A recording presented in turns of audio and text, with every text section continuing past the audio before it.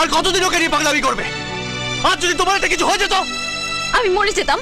একটা মিথ্যেকে আঁকড়ে ধরে এভাবে বাঁচা যায় না চাঁদনি। আমি বাঁচতে চাই না।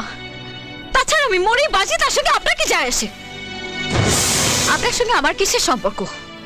এই সম্পর্কের নাম কি? আপনার সঙ্গে আমার কোনো সম্পর্ক নেই।